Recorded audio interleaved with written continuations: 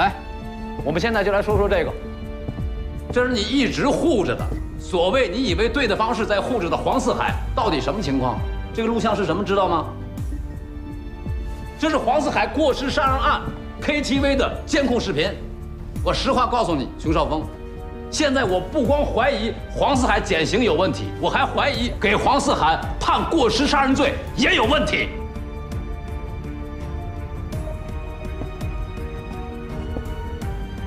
我一直有这个预感，黄四海有可能是故意杀人罪，有一些证据被刻意隐瞒了。黄宇红的手下这么猖獗的活动，很有可能他们知道黄四海犯的事儿是什么性质，一旦被查出来，有可能会判死刑立即执行，因为别的判罚是可以挽回的，只有死刑立即执行是不能挽回的。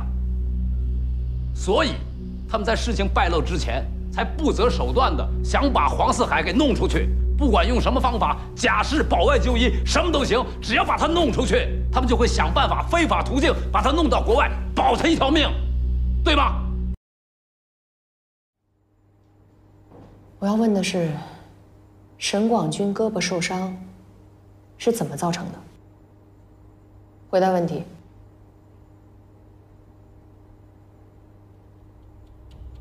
我知道人生有一些时候，我们要面临非此即彼的选择。面前两条路总得选一个，也正因为这样的选择，塑造了不同的人生和命运。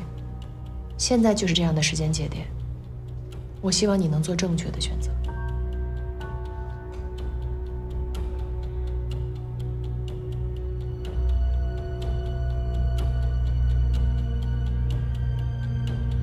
你我都很清楚，你知道沈广军胳膊是怎么骨折的，可你就是要刻意的去隐瞒真相。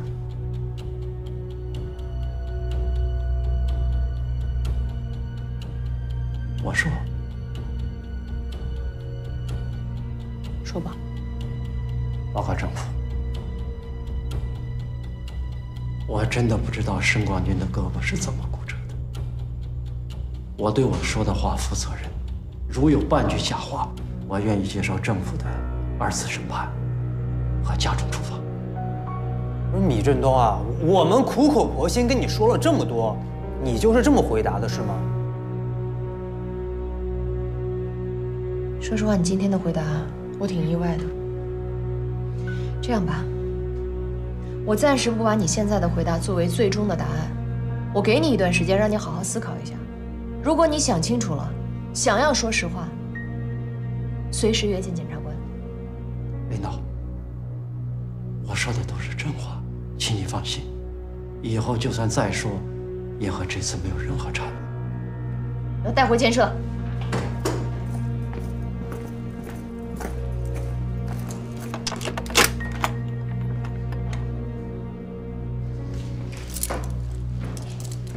谢谢罗主任。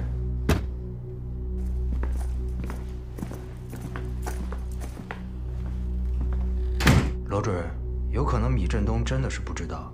我坚信他知道，我也坚信他最终会说出真相。你说呢，熊哥？那，老板，你先整理一下笔录。啊，行。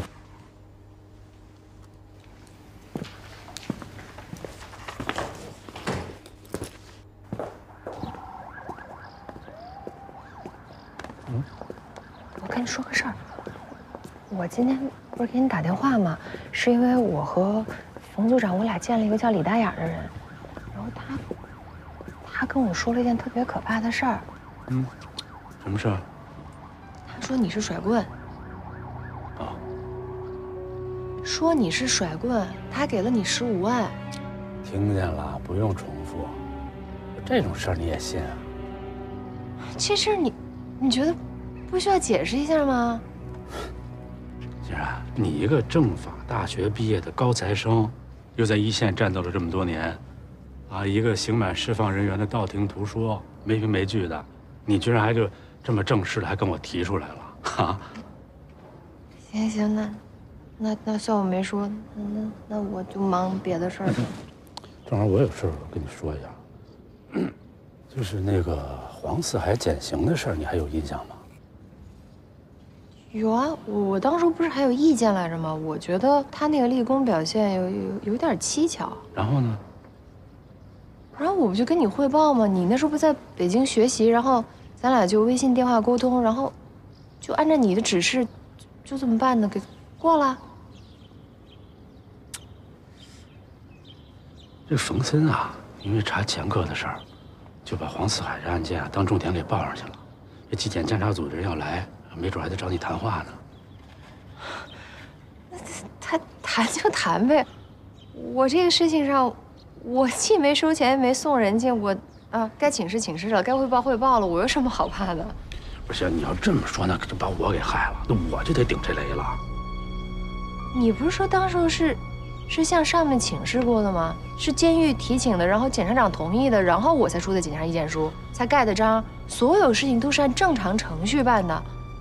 这要背锅也不能你一个人背啊。话是这么说，但我现在他不是在这节骨眼上吗？你这万一有点什么变动，你没准这岗位又得调整了。你是这个意思呀？啊，那行，那就这样，那就当这事儿是我的主意，我没给你请示汇报，行了吧？哎呀，我不就是一科员吗？我就当跟我工作疏忽啊，我没谋利也没害人，就能拿我怎么办呢？对吧？欣然，我就知道我没看错你，仗义，绝对是女中豪杰。那只能说明你不够了解我，我不一直都是这样的吗？感谢啊，太感谢了。行了，赶紧去忙正事儿吧。那米振东到现在没开口，到时候开会的时候，冯组长又该发飙了。哎，对了，那个还有事儿啊，就手机上那个咱们关于黄四海的通话记录，还有微信什么的，你记着你得删了它。回来到时候监察组人来查，你再查查这个节外生枝。邓耀先送了我一新手机，那旧的已经送人了，格式化完送的。送谁了？送我爸了。行，那哪天我去看看伯父去啊？神叨叨。不是，欣然，这事儿啊，就让你受委屈了。哎呦天哪！你怎么婆婆妈妈？你以前不这样。高处不胜寒，不瞒你说，我这提上来以后，我才知道，这上头的日子不好混。当大哥容易吗？当然不容易了。你想，我们省检察院分院的检察长，不过就是一副厅级干部，你也就是一副处是吧？搁以前，你就最多也就7品官。只是我们国家需要你们这些基层的芝麻官服务于群众。唯一的不同呢，就是你现在的岗位没有像我这样的得力助手了，所以你的负担就重了，是吧？加上呢，你还有自媒体是吧？谁让你雄简威武呢？我威武。走了，忙正事儿去吧。走了。你记住了啊，那手机啊。哎呀，知道了呀，我扛行了吧？哎呀，大事儿。拜托。哎呀，你别跟我客气了。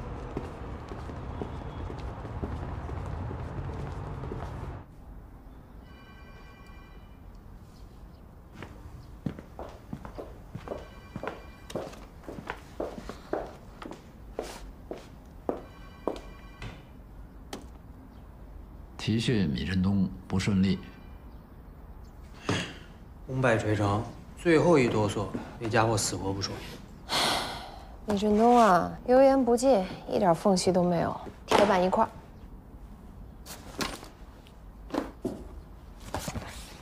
你们认定这个米振东知道沈广军骨折是怎么回事是吧？如果说沈广军真的是自残，那按现在监控的情况分析，唯一可能性的时间就是他去车间工作的时间。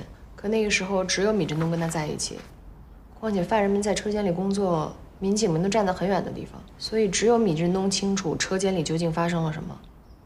那现在沈广军不是放挺了吗？也问不出什么，时间上也来不及，所以这个事情的突破口就在米振东身上。按现在审讯的情况看，虽然他什么都没说，但我特别确定他一定知道实情。那他为什么不说？可能讲义气呗，或者他有他自己做人做事的原则。那再不就是因为恐惧？恐惧什么？恐惧沈广军报复啊？不会。为什么？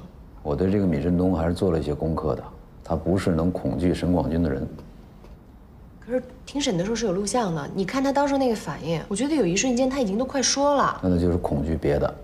还能恐惧什么？你是办案人，应该问你自己啊。还能恐惧什么？你觉得我说的不对？组长，您就直说吧，您觉得他恐惧什么呀？所有的恐惧，归根结底都是对自己的恐惧。那他为什么对自己这么恐惧呢？我怀疑啊，他不仅仅是简单的知情，很有可能他也深陷其中。我还是不太明白。我好像明白了，孟鹏，赶紧准备再次提审米振东。你也没明白。哎，这事儿又没有统一标准，我要就觉得我明白了呢。如果你真明白了，也不会审了3次也没结果。提审3次怎么了？审10次也不一定能有结果，啊，这么容易就交代了？行了，我已经有计划了，按我计划办吧。你们呢，继续突破沈广军。沈广军跟郑瑞有直接冲突，我需要回避。米振东呢，交给我。你不说不明白吗？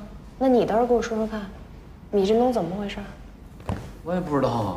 如果不是恐惧，那就是欺骗，他在骗你。需要你好好看看那个监控录像。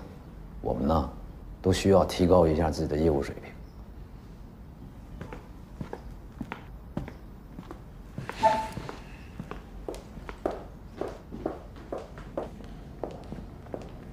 干嘛？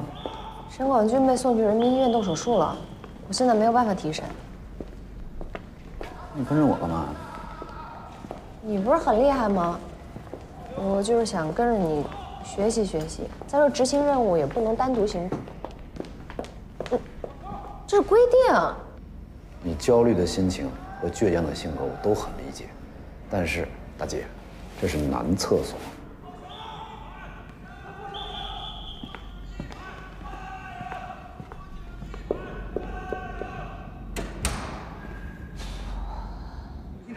这有2个石墩子，慢点啊！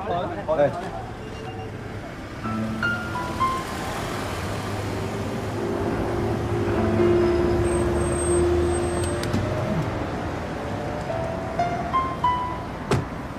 老费，你看着啊，我先进去啊。哎，放心放心。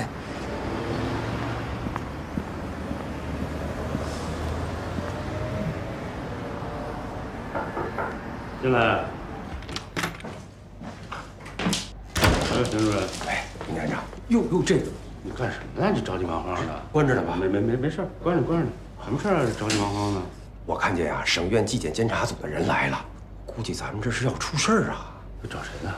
我也不知道啊，我就琢磨着不太对，所以我特意也先跟你来说一声。这谢谢。我这儿没事儿啊。回来我去问问他们啊，那这到底是要请谁喝茶呢？是吧？这茶可不敢喝。花儿好啊，刚到，你留一会儿啊。不用拿走。好，走了啊。啊，谢谢啊。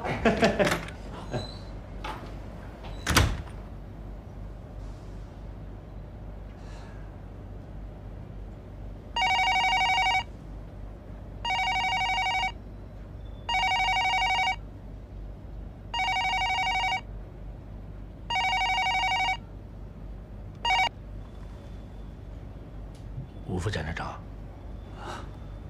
我知道了，马上。马上。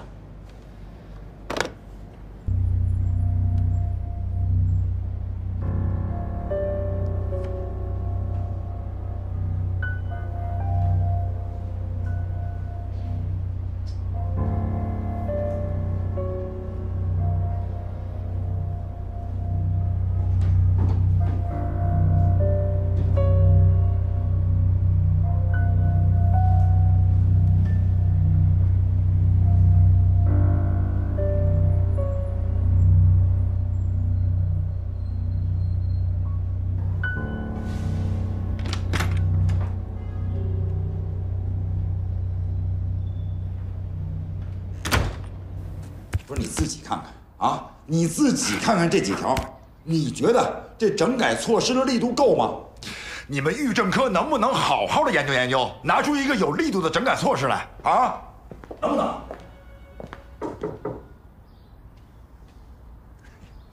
我说，冯组长，你们这检察室也太着急了。你们要的这整改措施啊，我们正商量呢，容我们点功夫，我们好好的商量商量。哎，对不起啊，陈局长，我们来不是为这事儿。董事长、窦主任，你们俩我先去忙了。坐吧。哎呀，反正你来呀，准是这个，准是有麻烦是吧？王组长，有什么事您说。我们知道啊，这批假释减刑的裁定，法院那边已经下来了啊，也知道我们要召开一个宽严大会，公开向罪犯宣告送达，也想对一些严重违纪的罪犯进行严管惩教，对不对？对啊。怎么了？这有什么问题吗？啊，没问题，没问题啊。我们呢是想请你帮个忙，能不能把马国远、米振东和沈广军也作为这次宽严大会的一个典型？马国远、沈广军、米振东，对，这仨人呢是郑瑞殴打被监管人员事件的重要人物，他们一起到了会监室，又从会监室到的车间，再从车间回到监舍，但是这3个人都不配合啊，到现在我们也没弄清楚郑瑞是否殴打了被监管人员。所以呢，我们想借这次宽严大会，给他们造成一个压迫的形势，没准顺势就可以把他们拿下。你们肯定米振东、马国远知道内情吗？有证据吗？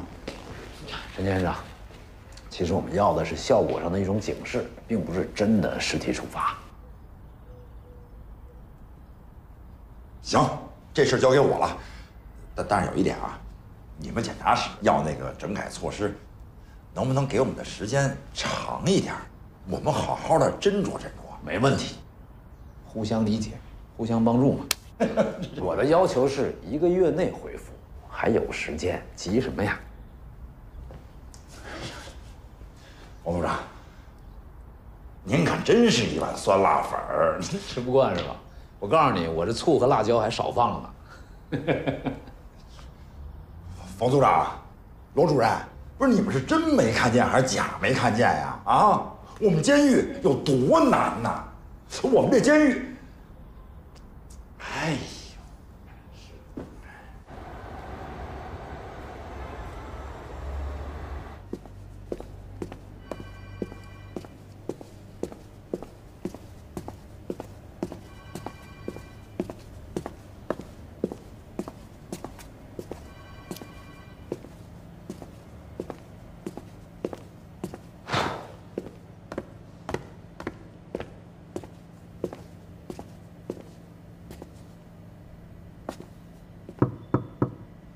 进来。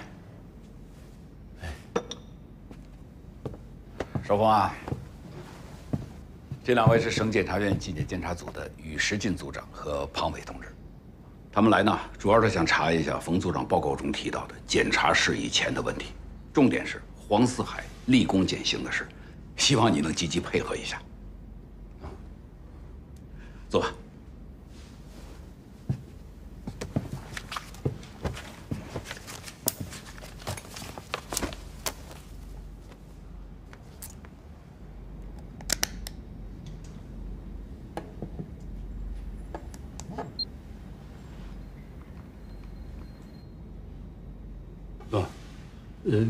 需要我交接一下手头的工作吗？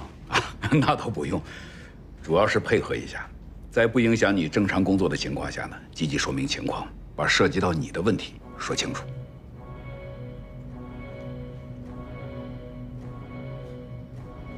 如果要配合调查，还不影响正常工作，这恐怕是有点难度。吴检察长，如果你没有任何问题，就不必多虑了。我们怎么可能会影响你的工作呢？你放心，我们绝不会冤枉你的。但愿吧。熊辉检察长，刚才宇组长对您的评价还是挺高的，请您不要太抗拒。我抗拒了吗？不是，你们叫我过来啊，我就老老实实过来了，坐在这儿，我怎么我就抗拒了？今天咱们索性就把话说清楚。从我做检察工作的第1天起，一直到现在，我熊绍峰问心无愧，我没什么可坦白交代的。我少峰啊，你这个态度就不对了吧？是啊，我们现在请你也只是配合我们，把一些问题调查清楚，谁也没有让你坦白交代什么呀。熊检，咱们的工作都是监督别人的，这点儿希望你能理解我们，好吗？那没问题，我理解。但是如果你们是调查黄四海的案件，那找我没用，因为当时是小罗负责的，我去北京学习了，我不在。既然这样的话呢，那把小罗也叫过来谈谈，大家当面锣对面鼓，一会儿就说清楚了。可以啊，我坚决反对。人家罗欣然当了主任以后，本来是要调到省检院检察二部的，而且因为空降了一个冯组长，就把人家安排全都给耽误了。即便是这样，人家小罗依然是兢兢业业、尽心尽力搞好本职工作，还在查监狱干警殴打犯人的案件。而且现在已经到了关键时刻了，你们现在就说上来要查人以前的案子，你让人怎么想啊？你是给人多大的压力啊？这搞不好你就可能动摇人家作为检察官的这个职业的自信。少峰啊，这话有点过头了啊！纪检监察组的同志是不讲道理的吗？是没有工作方法的吗？只是找小罗过来谈一谈，了解一下其中的问题，那又怎么伤害到他了？那也得等今天以后。小罗正在执行冯组长的命令，全力攻克沈广军和米振东，预计今天就出成果。而且，张书记啊，原检察长，是吧？亲自下的指示，务必全力尽快查清楚930杀人案的原因。那沈广军就是这件事的主角啊，所以我说小罗今天的工作非常重要，千万不能耽误。你放心，不会耽误的。我们可以等啊，不就2天时间吗？要不这样，等沈广军的案子有了结果以后再说。反正啊，真的假不了，假的真不了，不在乎这2天时间啊。你看呢？好。您看呢？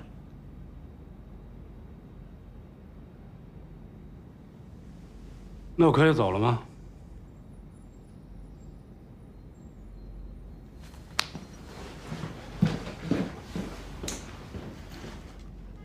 哎呀，真是对不起了啊！我们这2天啊发生了太多的事儿了，驻监检察室还是借用人家监狱的，这停电就停了3回，还总停水，这大家心里边都堵得慌。可以理解。哎呀，干咱们这一行的，早就习惯面对这些情况了。您啊，就别做解释了啊。那我走了。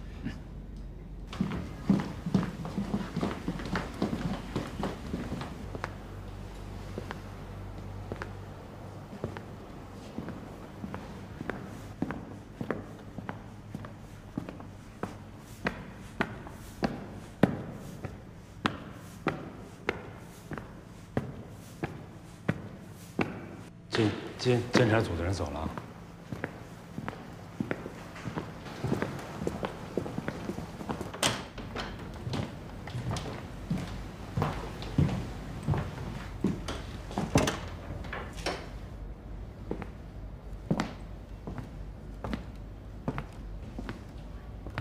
你刚才的态度有问题啊，跟省院纪检监察组的同志那样讲话不太合适啊。吴检，您是知道的，我是有点虚名，但我绝没有任何违法乱纪的事儿。你说上次突然就这么查我非常委屈。你先别说这些，我先问你，你自己经不经得起查？我当然经得住了，我跟您打保票，在成州这么多年，我没拿过1分不该拿的钱，没干过1件违反规定的事儿。尤其是当那个第1监察室主任的时候，我是顶住了无数的压力还有诱惑的。我得把工作以外的时间我全都占上，这一不留神我才成网红的，这反而成了我这抵制诱惑的独门绝招。行了，黄四海的问题，关键点在哪儿？你别跟我打马虎眼，我不是网红，喊几句口号对我没用。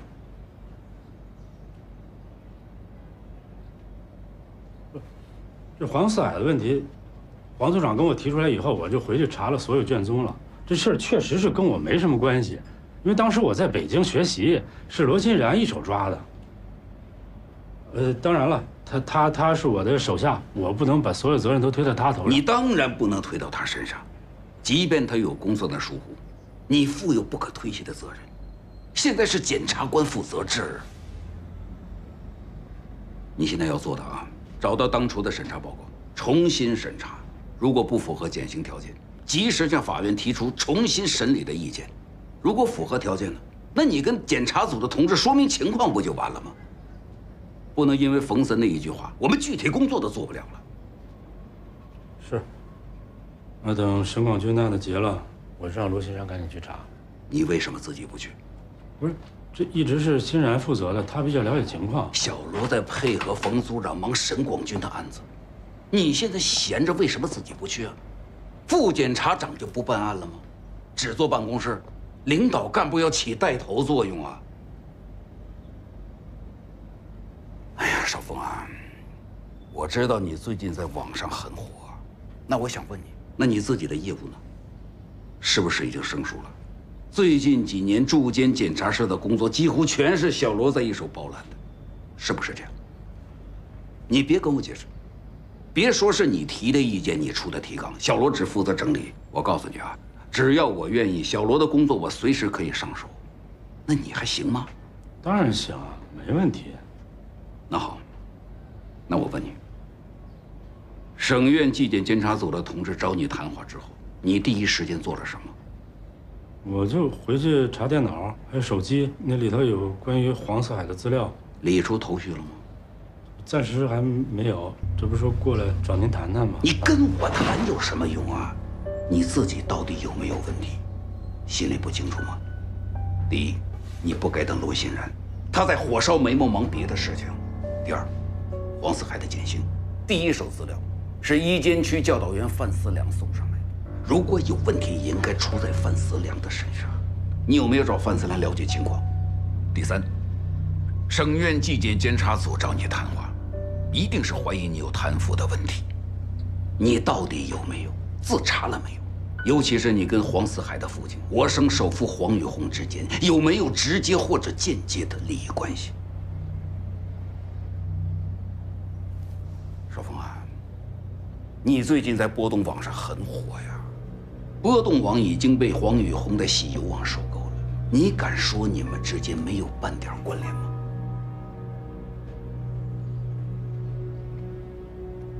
这第一个问题，我承认是我不对啊，我应该自己行动，不应该再去等罗欣然。第二个问题，我也已经想到了，正准备去找这个范思良去谈，只不过说想先到这儿来听听您的指示。至于第三个问题，我以人格担保，我真的没拿钱。说透了，我就是图那么个虚名，我喜欢被人认出来那感觉。但是我这人在物质上没什么太多的需求，所以钱多了对我没意义。你怎么那么糊涂？如果人格担保有用，那还要法律干什么？那还要纪委监察委干什么？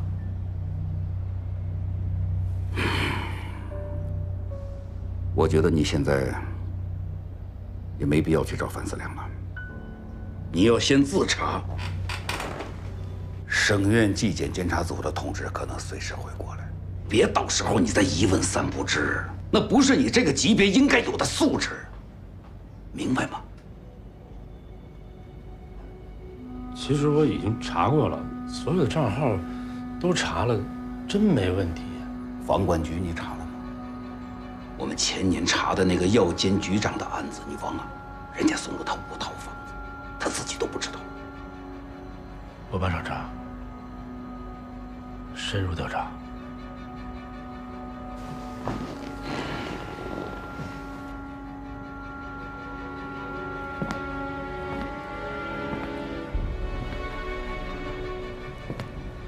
吴姐，我还能问个问题吗？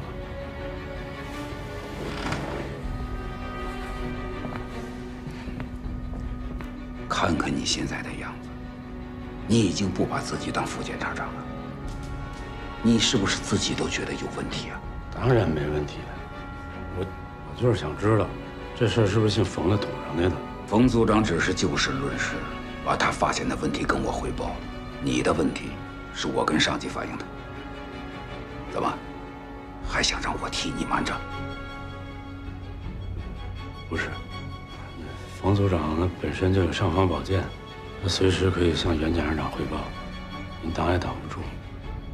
关键是你自己有没有问题，而不是问题是怎么被别人挑出来的，明白吗？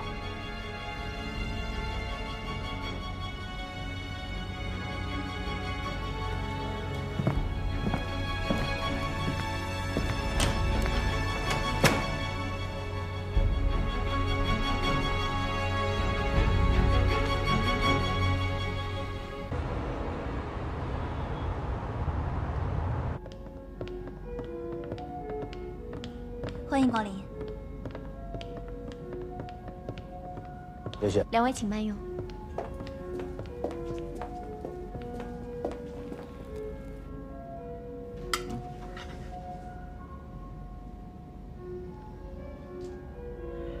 老婆，这是西餐，你得按照西餐的规矩来。你没见我在唯品会上买衣服吗？你看我哪只手是咸的，差不多就行了。我也真服了你了。工作上都是严格按照规矩来的，一步也不能错。生活上也不能太随意了呀。生活上你要还让我一板一眼，我还活不活了？你要再这么给我挑刺儿，我可就点二锅头蒜瓣了。啊，行，想怎么吃怎么吃，好吧？你帮我看这几件，哪件好看？前两天我们在商场看到过的。喜欢就都买了呗，折扣比商场大多了，划算，都买了。那好，那都买了。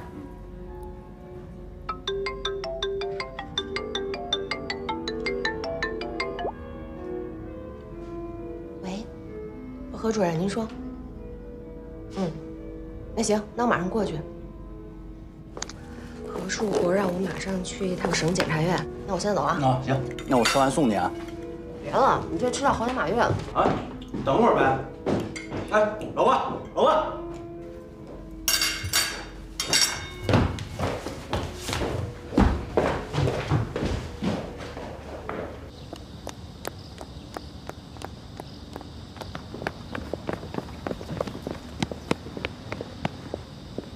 你要不这么讲究，咱早就吃完了。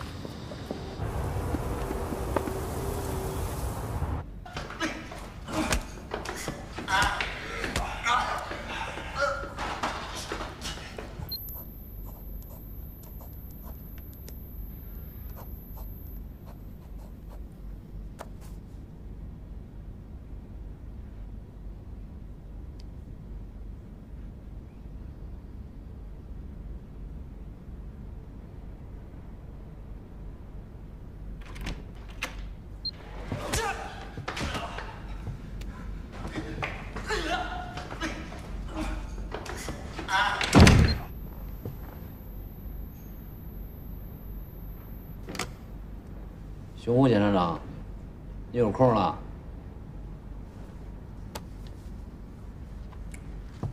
我这种不学无术的人，一直都有空。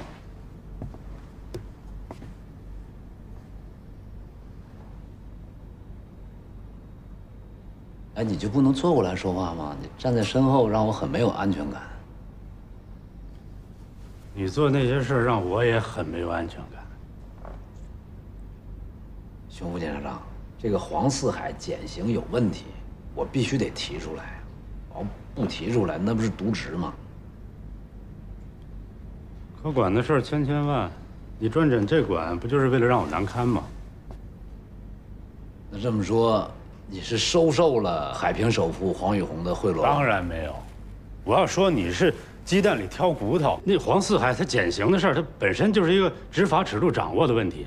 但如果本着治病救人的原则啊，你不那么严苛，那这减刑它就没有任何问题。你这根本就是选择性执法，放着领导交代你那930任务你不管，你非挑这个影响力最大的下手，图什么呀？不是想出风头捞政治资本吗？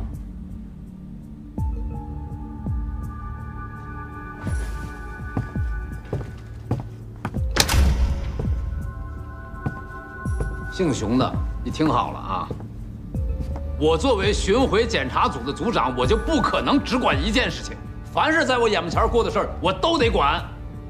我告诉你，这2年的案子我全都过了一遍，别的案子都没毛病，就黄四海的案子，我一眼就看出有问题。正因为这样，我才不能让你跟黄四海之间走得太近，跟这种人走得太近会出大事情的，知道吗？好。合着你挑拨我跟黄四海的关系，我还得感谢你是吧？当然，我故意的，我就想让黄四海恨你，这样你才能跟他撇清界限。我为什么？我在救你，应该感谢我才对。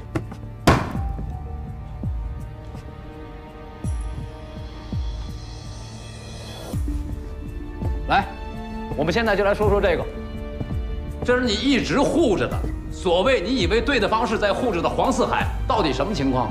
这个录像是什么？知道吗？这是黄四海过失杀人案 KTV 的监控视频。我实话告诉你，熊绍峰，现在我不光怀疑黄四海减刑有问题，我还怀疑给黄四海判过失杀人罪也有问题。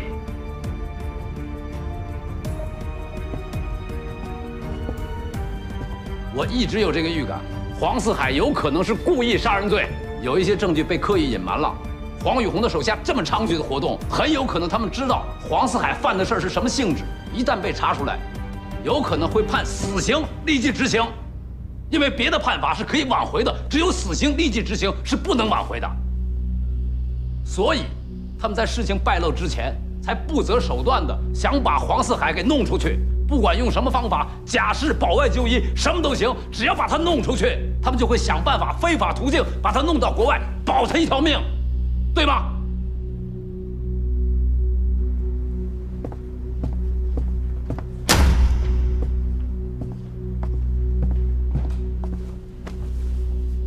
熊副检察长，如果你只是不学无术，那你可以继续鄙视我；如果你是已经被黄四海收买的人，那你现在就去告诉黄宇红，就说东川省第一监狱来了一个二货检察官，非要把黄四海的事儿查个底儿掉，而且已经快查出来了。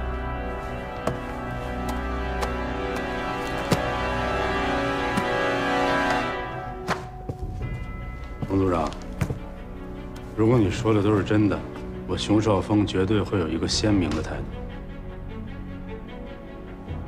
你能说出这句话，我心里很欣慰。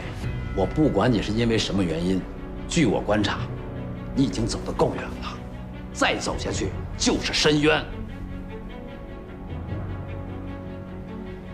但你还没有证明你的推论。我一定会证明。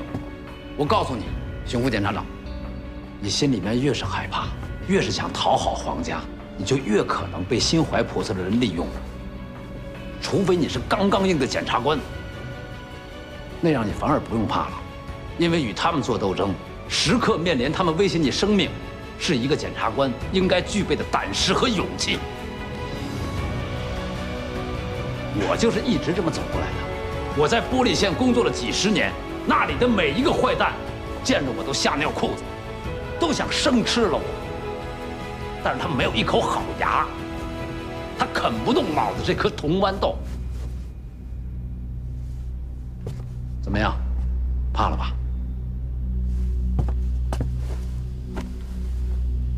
就算你证明你的推论，我也不怕。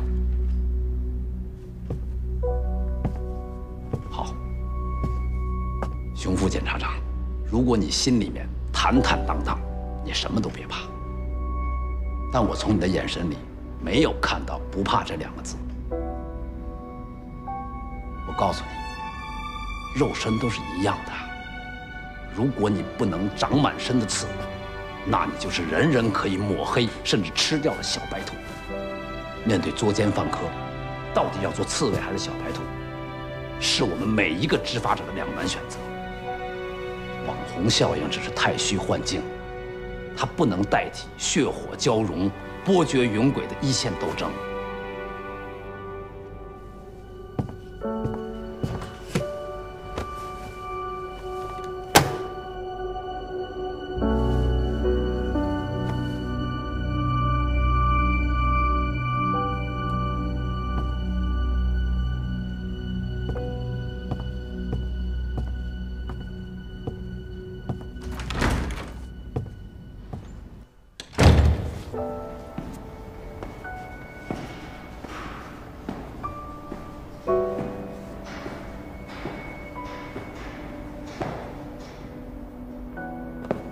熊副检察长好。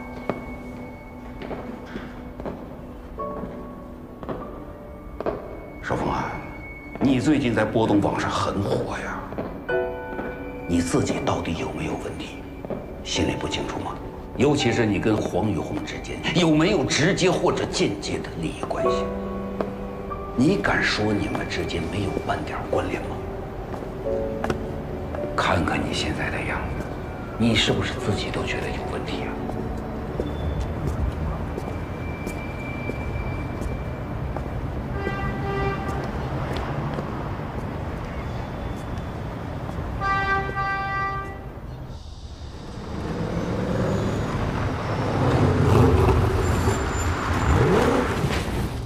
我送你上去吧。哎呦，你就别嘚瑟了，让你送门口已经很不错了，你还敢在这停？我跟你说查你。拜拜。小罗来了。哎，罗主任好。哎。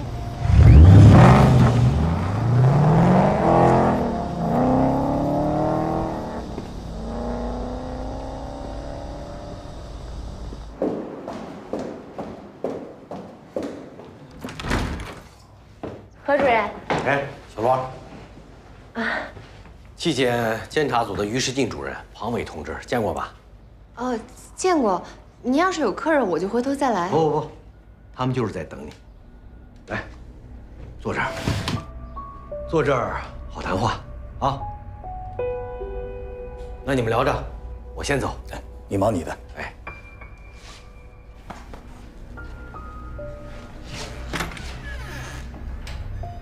请坐。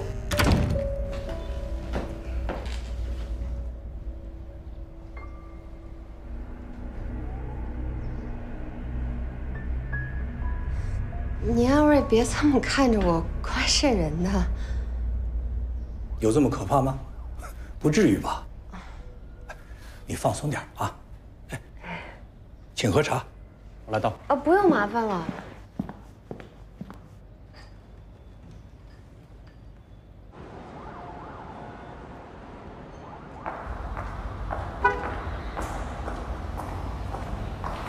郑主席。哎呦，怎么了？你这是？我必须得跟您谈谈。车上说吧。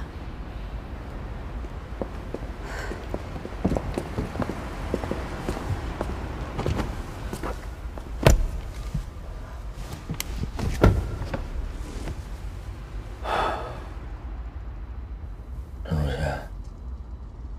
黄四海的事没法弄了。又怎么了？那个方森明确的跟我说，他查出了黄四海的余罪。那黄四海在 KTV 杀那个叫肖萌的，也号称是平城四少，家里背景也不一般。那他们家那条件，要是能跟黄家达成协议，那里头肯定少不了各种猫腻。如果冯森把这盖子揭开了，完全按法律程序来，那到时候那不光是所有的办案人员都涉嫌渎职，最关键的是这黄四海，他就是故意杀人，那量刑就不是7年了，很可能是死刑立即执行。你跟我说这个是什么目的啊？就是这个黄四海就非常危险。你是想退出了？退出？退到哪儿去？是啊，退到哪儿去呀？